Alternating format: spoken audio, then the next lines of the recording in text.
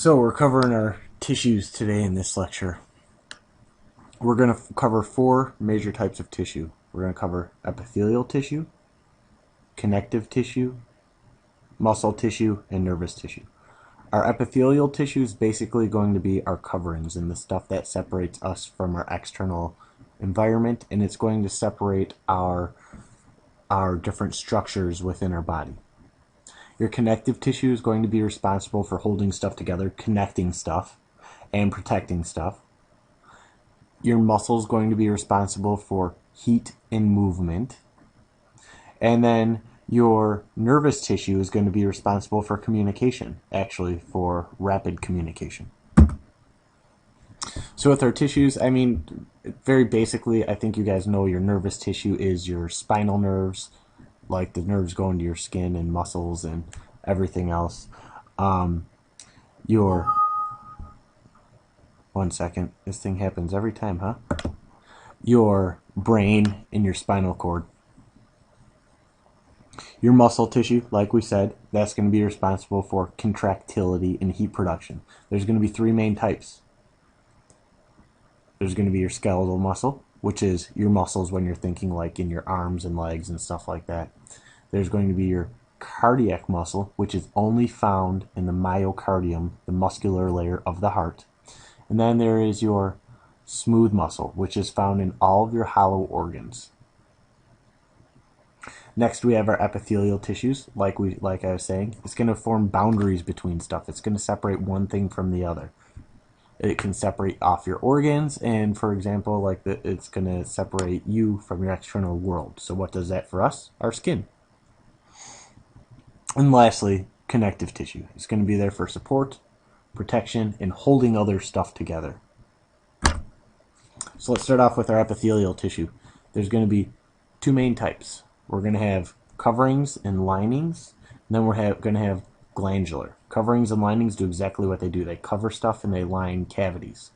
Glandular are going to be secretory tissue, so they're going to be secreting some sort of stuff in glands. So just with our epithelial tissue, there's going to be some very basic characteristics that you'll find throughout all of them. All of the cells will have polarity. That means they're going to have an apical and a basal part. The apical part is going to be free, and the basal part is going to be attached at the bottom, like a basement. They're going to be composed of tightly packed cells, so they'll be squeezed together nice and tight, and that will make for them to form a nice barrier. And they'll be supported by some sort of reticular lamina. So they'll have some sort of connective tissue holding them together, or holding them to their base. They're going to be avascular, but they're going to be innervated. That means they have no blood supply, avascular, but they're going to have nerve supply. They are innervated. And they're going to have a high rate of regeneration. Why? Because there's no blood supply to the cells, so rather than them staying alive for a long time and having constant blood flow, they're going to be dividing actively, and they'll be replaced that way. So here we go. This shows our basal surface, which is attached and it's the basement to its reticular or connective tissue, and the apical free surface. With our epithelia, it can be two types. It can be called simple, or it can be called stratified. Simple means it's one layer. Stratified means it's more than one layer. It can be 2, 3, 4, or 10,000 layers. So simple is one layer, stratified is more than one layer. Next, we can classify the type of cell.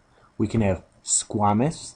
When I think squamous, I just think square. It's flat, and it's square shapen. So this is a nice flat cell. You can have cuboidal, so it's more cube shapen. Or you can have columnar, which is more column shapen. So this is like elongated and tall. This is cube shaped. This is flat.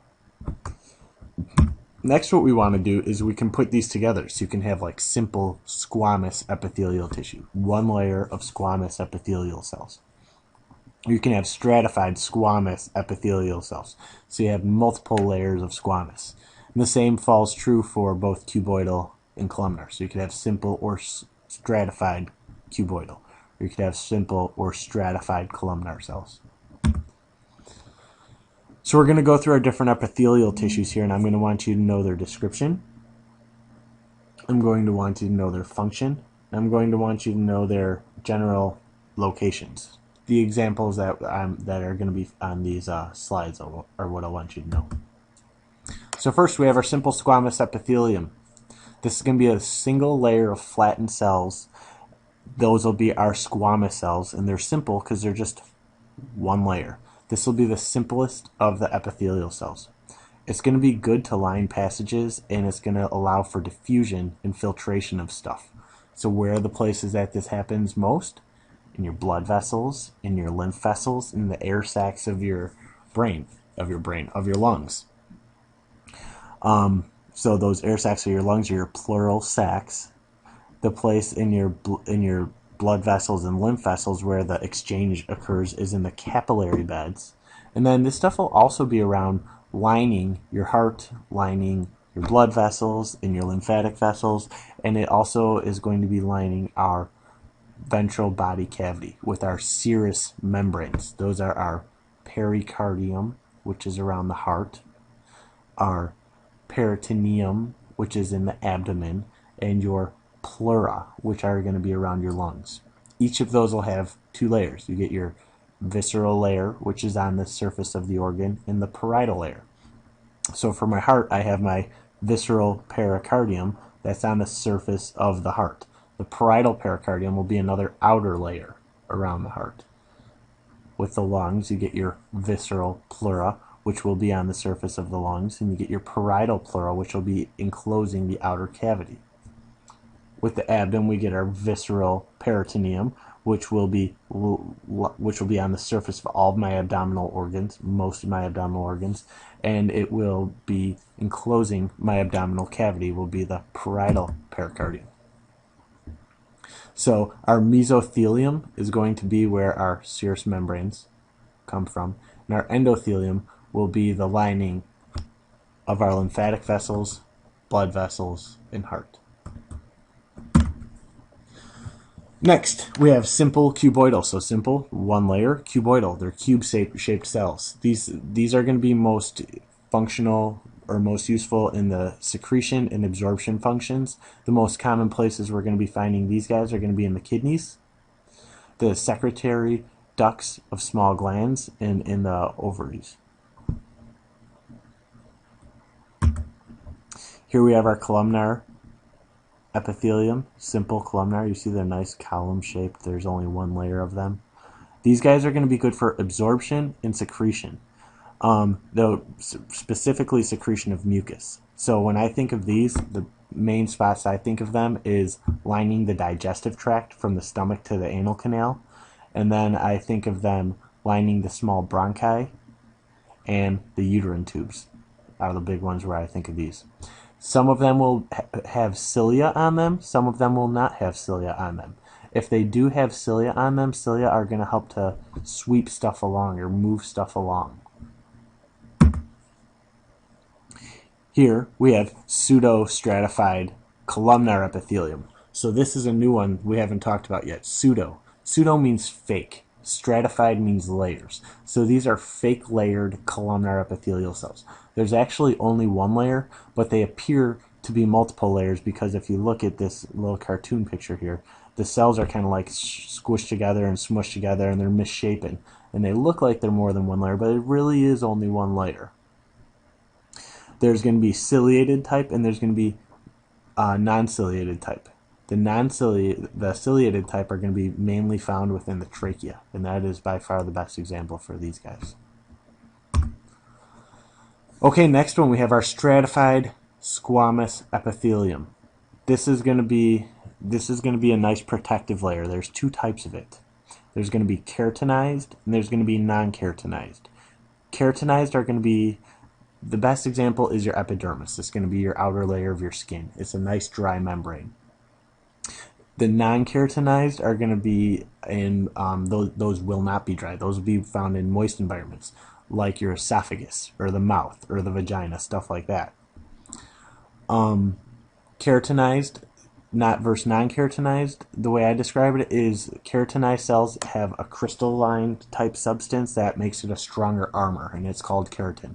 So keratin like reinforces your skin and makes it more durable to external environment or outside world than your digestive tract or your mouth or your esophagus, not your whole digestive tract. Okay, stratified cuboidal, it's very, very rare. Sometimes you'll find them in sweat glands or mammary glands, and they're usually only going to be 2 layers thick. Stratified columnar cells, they are around, and you're just not going to find them very often, but the places where you'll usually find them are going to be in the pharynx and the urethra. They can also act as a transition from one type of epithelial cell to another.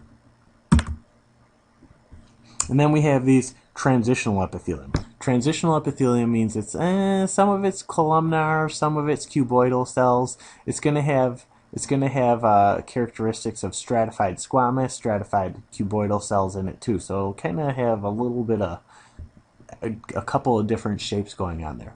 The nice thing for this is it allows for stretching, so it can allow something to stretch out and to recoil. And the best example there is going to be your bladder. With our glandular epithelium, we're going to have these guys are going to be stuff that secretes some sort of aqueous fluid. There can be endocrine glands or there can be exocrine glands. Those will be named based on where they are. They can also be classified by the number of cells. Either it's one cell or it's more than one cell. So endocrine versus exocrine. Exocrine glands, we're going to have a lot more of them. They're going to secrete into ducts, and they're going to be released onto the body surfaces. So when you sweat, that is exocrine. Stuff is being released through a duct into your skin. Okay? When you are making saliva, that is exocrine. That is being released through a duct into the outside world. All right? With our endocrine glands, these guys are ductless, and they're going to be secreting stuff straight into the blood or straight into their desired location. So these would be stuff that's going to secrete hormones, and it's usually going to travel through the lymph or the blood. So with our multicellular exocrine glands, these guys are going to be composed of a duct and a secretory unit. They get classified based on their duct type and structure. There's a better picture here. So here, we can have a tubular structure or we can have an alveolar structure. So this looks like a tube. Alveolus means grape. So this is grape-like structure. Okay, and then it can be based off of its branching. Okay, we can have simple tube or we can have branched tube. So we have multiple branches if it's branched. If we have multiple sets of branches, then we go to compound tubular. So simple, it's one. Simple branched, there's just a couple branches coming off. Or compound, we're going to have numerous sets of branches. So compound tubular. Same thing with the alveolar. We'll have simple alveolar, that'll be one. Branched alveolar, simple branched alveolar, we'll just have a couple branches coming off. Or you can have your compound alveolar, which will be numerous branches of alveolar secretory ducts. Or you can have compound tubulo-alveolar. What does that mean? Some of these are tubule shaped, some of them are more alveolar shaped.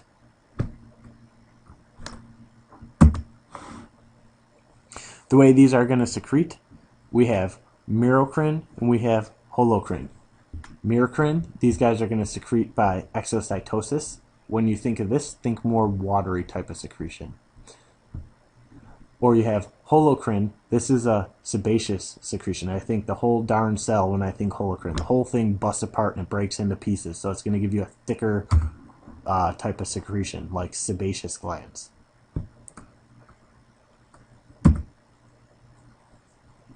Now we're into our connective tissues. These are going to be the most abundant and widely distributed tissue type. There will be 4 types. Connective tissue proper, which is broken up into numerous categories. Cartilage, bone, and blood. So here's our connective tissue proper. There's two main categories. There's loose connective tissue and there's dense connective tissue. Within the loose, we're going to have our areolar, our adipose, and reticular. And then with our dense, we're going to have regular, irregular, and elastic. Each one of these, once we get some pictures of them, their name kind of does a good job describing what they look like, I believe. With our cartilage, we'll have three types. We'll have hyaline cartilage, elastic cartilage, and fibrocartilage. We'll have our blood, which is going to be its own beast. And then we have our bone, and there will be two types of bone. There will be compact bone and spongy bone. We really go into depth with bone when we get into the bone chapter, more than right now. So what is connective tissue around for? It's for binding and support. Okay, so what binds and supports? Let's look back at this. Cartilage and connective tissue proper, those guys are going to be really good at binding stuff and supporting it. Bone, that's going to give us good support, right? That's going to give us structure and protection. So protection and insulation. So let's see, adipose tissue, fat, that's insulation, right? That keeps you warm. Bone, your ribs are formed with bone, right? Those are going to give you a nice strong structure. Part of your rib cage is going to be made up of hyaline cartilage, so that's going to give us a nice strong structure. Okay, and last one is transportation on the next slide. That's where blood comes in. Blood's going to be our big transportation mechanism. Stuff gets dissolved in the blood or carried by the red blood cells, oxygen, and delivered to the rest of the body. Okay? So some of the characteristics with connective tissue, they're all going to come from the mesenchyme as their common origin. We'll talk about that more. We'll talk about that more like basically at the end of A&P2 is when we get into that. They have varying degrees of vascularity. Some of the stuff has very good blood supply. Some of the stuff has very poor blood supply. And then the cells are going to be separated by this non-living extracellular matrix. It's called ground substance and fibers. It's just going to be stuff, it's like this gel stuff that holds everything together. So ground substance is going to be the stuff or medium that solutes are going to have to diffuse between to get from the blood and capillary cells. It's going to be made up of interstitial fluid. It's going to be made up of basically glue to hold two tissues together. It's going to be made up of proteoglycans. These are going to be around to hold water in certain places in different amounts because sometimes we want water around. Sometimes we don't need too much of it. Within our connective tissue, we're going to have different types of fibers that we find. We find collagen, we find elastic, and we find reticular. Collagen fibers are going to give us very strong tensile strength, and they're going to be the most abundant. Elastic is just what you think. It's like a rubber band. It's elastic. It allows for stretch, but it still gives some protection and strength. And then last we have reticular. These guys are going to be there for like the extra little hand. They'll be there to help out just a little bit. So look in here, we can see our nice dense collagen fiber would be this big one. Alright, our elastic fiber would be a little thicker. It looks kind of like a rubber band. And then the reticular fibers are kind of all over the place. So with our different cells, we're going to have that we can find blast cells or we can find cytes. Blast cells are going to be mitotically active. Once cells are mature, they become a cyte. So fibroblasts, we'll find those in connective tissue proper. Chondroblasts, we find those in cartilage. Osteoblasts, we find those in bone. Hematopoietic cells, those are going to be our blood cells. Like we said, mesenchyme is going to be the embryonic origin of all of our connective tissues. So with connective tissue proper, we have our first two types. We have loose connective tissue, we have dense connective tissue. With our loose connective tissue, the first one that we're going to see is going to be the loose areolar tissue. This stuff is going to be like a cushion. It's going to have macrophage in it to phagocytize bacteria, and it's going to be found underneath the epithelium, and it's going to be around lamina propria. So basically, the best spot I can think of where we'll find this is around organs. It's wrapped around an organ, it gives it a nice protective layer, and it has white blood cells in there to help protect it. Next we get adipose tissue. Adipose tissue is going to act as is a reservoir for energy. It's going to store fat. It's going to store oil. Oil's very calorie dense. Fat's very calorie dense, so it can hold lots of extra energy for our body. So when we're in a state of starvation, we can go to the fat.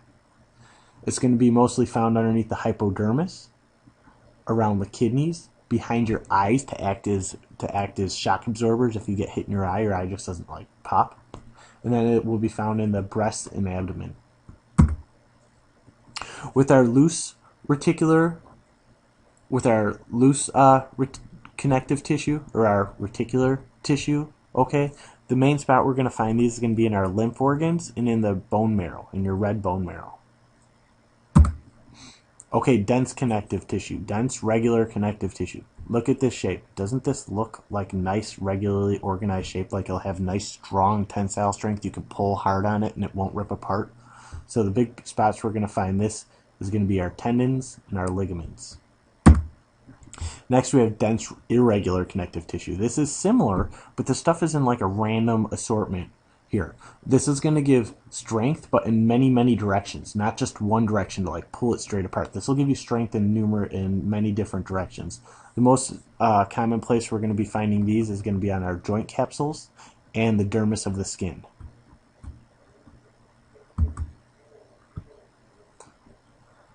Next one is going to be our elastic connective tissue, our dense elastic. You can see these are once again densely packed together. Here, let me point something out here. Look at these guys, how all these cells are densely packed together. This dense elastic, dense regular, dense regular. But look at our loose. You notice the loose stuff is kind of loosely packed and not all smushed together as tight as the other stuff. Okay, back to the elastic. This looks like a bunch of rubber bands smushed together. And what this allows for is tensile expansion, and then it will recoil. The best examples of this you're going to find it are going to be within the aorta, and you're going to find it inside your vertebral column. You're going to have your ligamentum flavum, which is going to be this. We'll show you it when we get into the spinal chapter. When we get into this spinal cord and bones. Or spinal cord. When we get into spine and bones. Sorry. Okay. Next, with our connective tissue proper, we go into our cartilage. 3 types: hyaline cartilage, elastic cartilage, and fibrocartilage. Hyaline cartilage is going to be around for support and reinforcement. It's very, very strong. So your ribs, in most cases, actually do not come up and meet your sternum. There's a costal cartilage that connects your rib to your sternum. And that costal cartilage is very, very strong. So if you push on this costal cartilage like down around your abdomen, that's actually hyaline cartilage. It's very, very strong tissue. It covers much of the embryonic skeleton, so like in a fetus or baby, as it's growing, this acts as like an outline for the bone to follow, so that your bones grow in the proper shape. Other places you can find this, like I said, in the ribs, but you also find it in the nose, trachea, and larynx. Elastic cartilage is similar, but it has more of an elastic type of structure to it. It's going to be more pliable, you can say, like your ear. If you grab your ear, I'm grabbing at my ear right now, it's more pliable and it can stretch and it can jump right back to its normal shape or original shape. And then last one is fibrocartilage. This has very, very strong tensile strength and shock absorber. The best example of this is your intervertebral discs, the fibrous tissue connecting your vertebra together in your spine, and it acts as very, very good, strong shock absorber. Okay, bone. I think we know bone, right? Bone's going to be the big structures that give us shape and give us support. It's going to be there to act as levers for muscles, store calcium. It's going to store fat. Inside the bones, we're going to have our red bone marrow, which is going to be the main site for red blood cell formation, or hematopoiesis. And we find bone in our bones. Okay, blood. Blood is going to be the outlier. Blood's a connective tissue. It connects everything together. And what it does is it acts as a transportation system. So stuff can dissolve in it. It can transport gases like oxygen and carbon dioxide. It can transport nutrients, waste, and all kinds of other stuff. It'll be held within your blood vessels. Okay, with our nervous tissue, we're going to have our neurons and our glial cells, or neuroglia. So here's our neurons.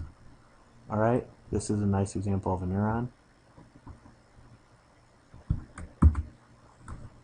And we have our neuroglial cells, or our support cells. We'll talk more about this stuff in the nervous system chapter. Okay, next one we have muscle tissue. We have three types: skeletal, cardiac, and smooth. They're pretty easy to identify. Skeletal muscle is nicely organized. It's referred to as striated. That means it has these stripes in it. It's going to allow for voluntary movement. So I want you to know a couple things. Skeletal muscle striated, and it's voluntary movement. Okay, that means you have control over it. If I want to contract my biceps, I can contract my biceps. Next one's cardiac muscle. It looks similar to skeletal muscle, but I think it looks almost like taking skeletal muscle and pulling it apart. So that's what this guy's stuff's going to look like. It's going to be only found in the myocardial layer, or the muscular layer of the heart. And last one, smooth muscle. Smooth muscle is described as spindle shaping. Spindle shape is going to give this stuff more. It's going to allow it to more stretch out and to be able to contract easier. With both cardiac muscle and smooth muscle, they're both going to be involuntary or subconscious control. You cannot just think, I want my heart rate to increase, or ooh, I want my stomach to contract, I want my stomach to push the food into the small intestines. You just can't control that. But we're going to find these, our smooth muscle, lining all of our hollow organs, including our whole digestive tract and our blood vessels. Next, we're going to have our epithelial membranes. So we'll have our cutaneous membranes, which is our skin. That's the next chapter. We'll have our mucous membranes, which line the body cavities. So your digestive tract, your respiratory tract, your urinary tract. And then we'll have our serosal membranes. We already talked about these, right? We talked about our pericardium, our pleura, and our peritoneum. Pericardium has its visceral and parietal layers. That's around the heart. The pleura has its visceral and parietal layers. That's around the lungs. And then the peritoneum is going to be around our abdominal structures, organs. So here they are. Here's our pleura. Here's the pericardium. And here's the peritoneum. Okay, so with tissue repair, we're going to have three major steps: the inflammatory process, organization and restoration of blood supply, and then the regeneration and fibrosis. So first off, I cut my arm. My blood vessels are severed. We're going to have inflammatory chemicals released. We're going to get localized vasoconstriction to slow the blood flow, and the blood vessels are going to be more permeable, allowing white blood cells and fluid and clotting proteins out to find out the injured area. Why? White blood cells are going to be there to protect us from infection, and the clotting stuff is going to be there to wall off the outside world so it can't get inside of us. When the clotting occurs, the surface will dry and you'll have a nice scab, so that acts as like your body's Band-Aid. Underneath of the clot, it's going to get replaced by glandular tissue, and that glandular tissue is going to help restore blood supply. And we're going to have fibroblasts that are going to bridge the gap between the old blood supply and the new blood supply, so your body can completely make and regenerate its own blood vessels. And then you're going to have macrophage around there to eat up any extra cell debris or any dead material in the area that we don't need anymore. And then the surface epithelial cells will multiply and move to the surface until we're completely healed. Then during our regeneration and fibrosis, the fibrous area is going to mature and it's going to contract, and the epithelium will thicken, and then our epithelial cells, your skin cells, will push up and leave an area of a scar. And last slide, cancer. Just some very basic cancer facts. Half of Americans will develop cancer. 1/5 of them will die from cancer, and half of cancers are cured. We have malignant or benign. When you have a malignant cancer, that means the cancer can spread and it can be dangerous. If you have a benign cancer, that means it's like some sort of a growth and it's staying in one area and it's not spreading to any other tissues or any other areas. And then the last ones are going to be carcinogens. So carcinogens are going to be stuff that can alter your DNA to make your cells more likely to become carcinogenic. If your DNA gets altered and your cell becomes carcinogenic, that means that the cell starts multiplying out of control. And it multiplies and multiplies and multiplies and divides, and it makes many, many clones of itself, and they're completely useless. And what they do is they end up taking up all this extra energy from your body, and you're fighting your own cells for resources. We'll talk more about it in lab if you guys have any questions. And that is it for today.